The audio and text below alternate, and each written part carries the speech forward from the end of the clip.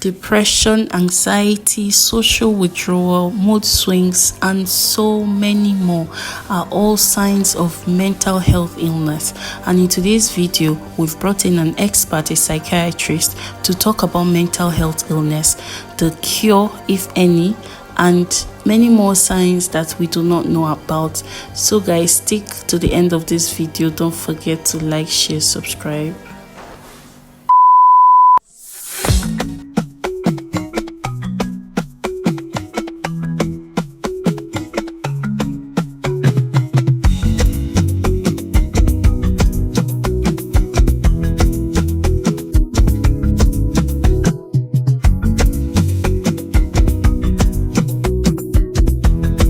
Welcome back, guys. Our guest is here and I'm going to let him introduce himself to you guys. So, guest, welcome. Thank you. So, what's your name? What do you do? Are you married? Are you searching? Okay, that's not the topic. But okay. My name is Peter Nnajiofor. I am a medical doctor as a specialist and in the field of mental health. I am not married, and Emily and I have been friends for such a long time, and her husband. And I'm glad to be here with you guys on this show. Yes, you're very welcome. You're welcome. So, in the course of this video, I'll be referring to him as Doc. Okay? Yeah. So, the first question I have here is, can you share a personal experience that inspired you to become a psychiatrist? Is it psychiatrist or psychiatrist? Please, let's get that right. Psychiatrist. Psychiatrist. Psychiatrist. Or must I say psychiatrist? The right pronunciation is psychiatrist. Most people say psychiatrist. Well, to be honest, there is no single experience. I get the question a lot, but I feel like I don't ever have a good enough answer. When I was in medical school, during our psychiatric postings, I saw a patient, a man who said that he saw our lady Virgin Mary. Okay, and they said he was a patient. And I thought about being a Catholic. I thought about the story we all know about Our Lady of Fatima and how those children say they saw Virgin Mary. And I was like, what exactly is the difference between him and these children? Is it because he's a Nigerian? Yep. And that's it. In this case, they don't make him a saint. So, but I've always been interested in the field of psychiatry. Right from time, I've always been interested in why do people think and act the way they do, and that's what drives me to venture in this field. Oh, that's good. That's good. So the next question I have is, what is the most challenging part of your job as a psychiatrist doctor? Well, there are the challenges of personal challenges within myself. There are challenges of the job, the challenges of the place where we practice, as Nigeria and the rest.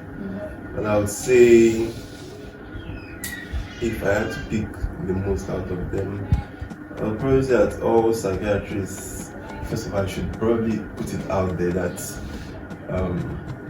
when we're talking about suicide rates, psychiatrists actually have a higher suicide rate than the general population. Psychiatrists, like the doctors themselves, really?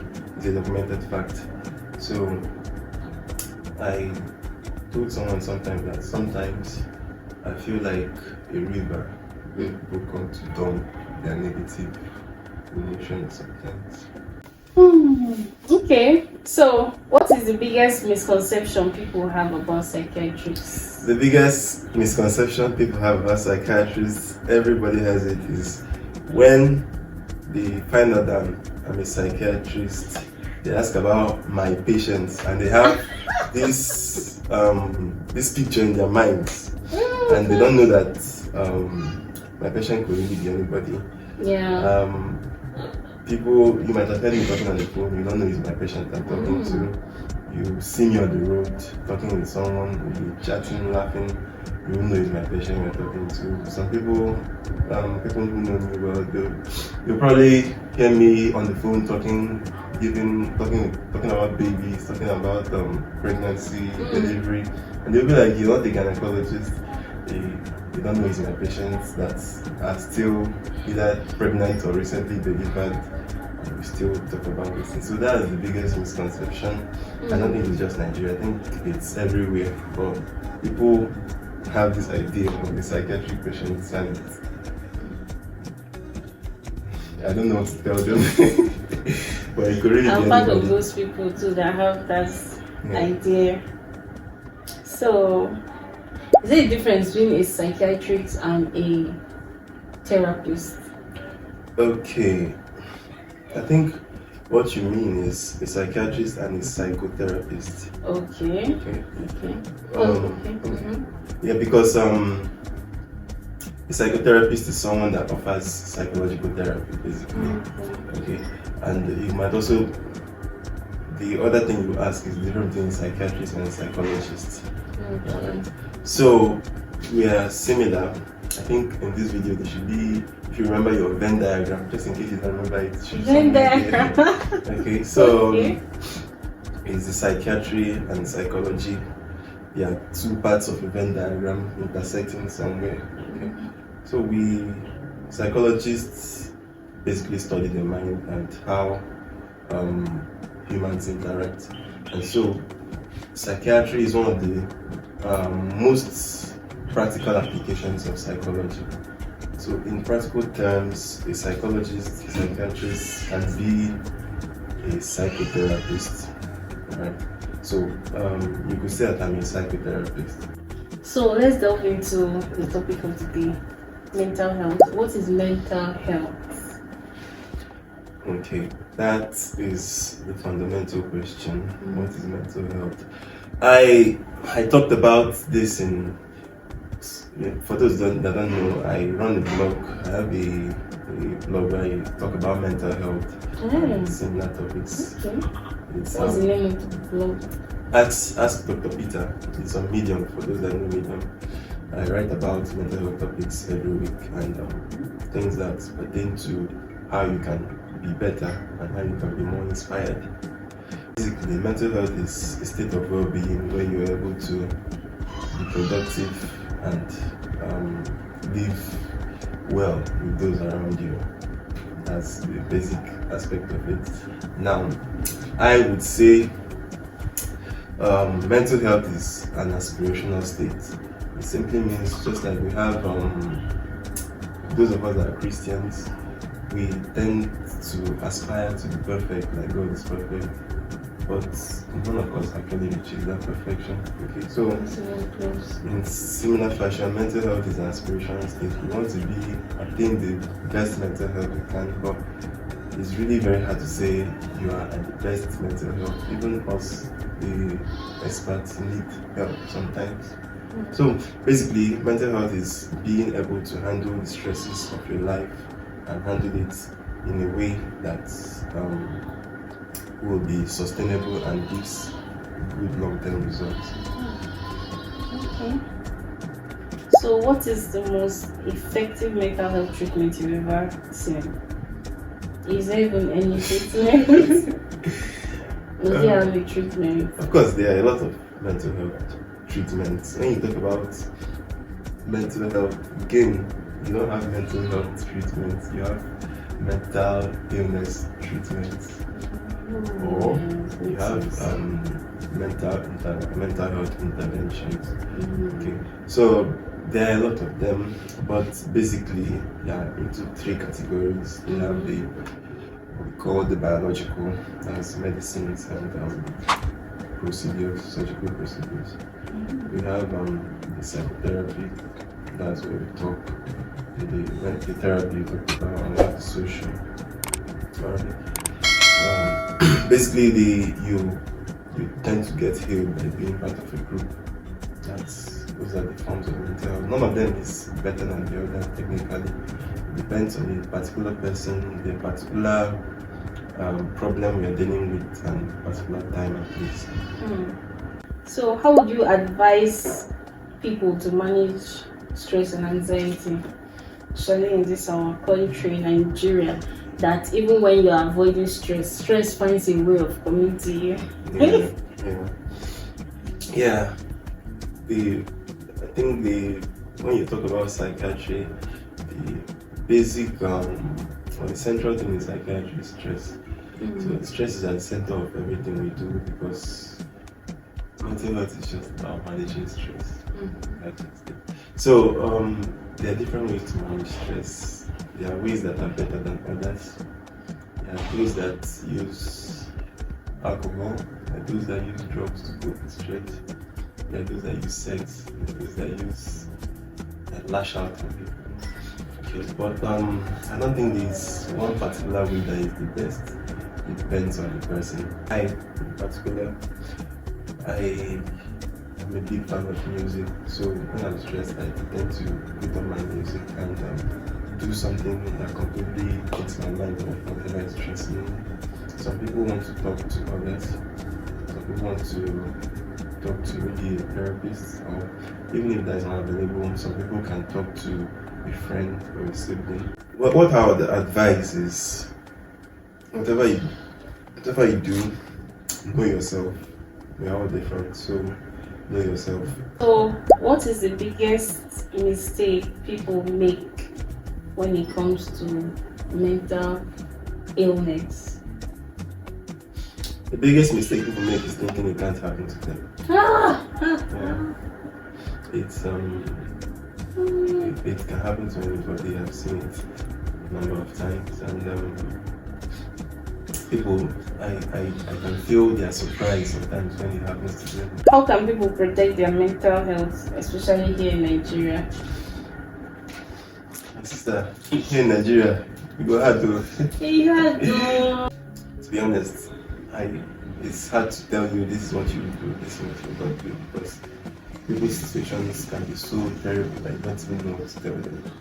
But what we'll encourage is to be our brother's keepers, to try to not jettison the family, because what we have in Africa is a communal.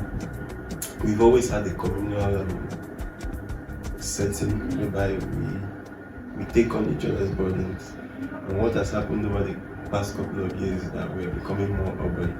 Yeah. So those communal shock absorbers are no longer so much there.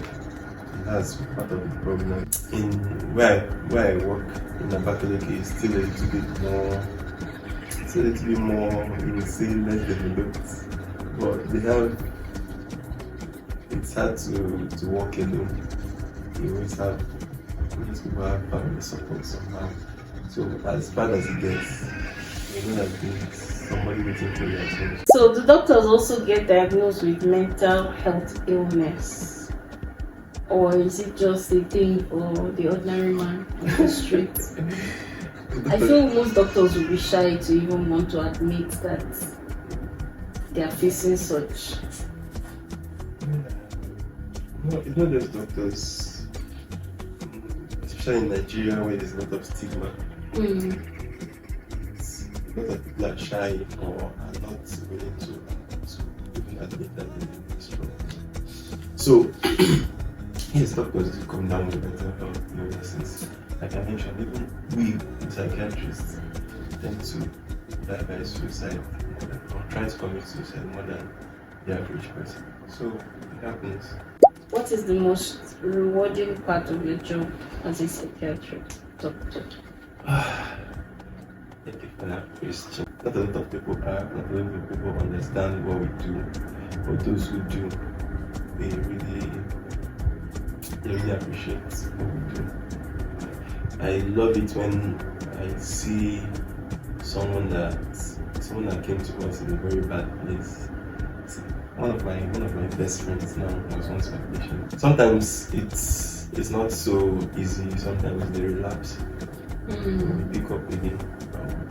We keep on hoping and believing that there is light at the end of the tunnel.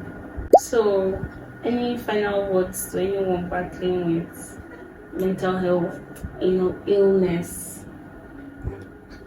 Look them in the eyeballs.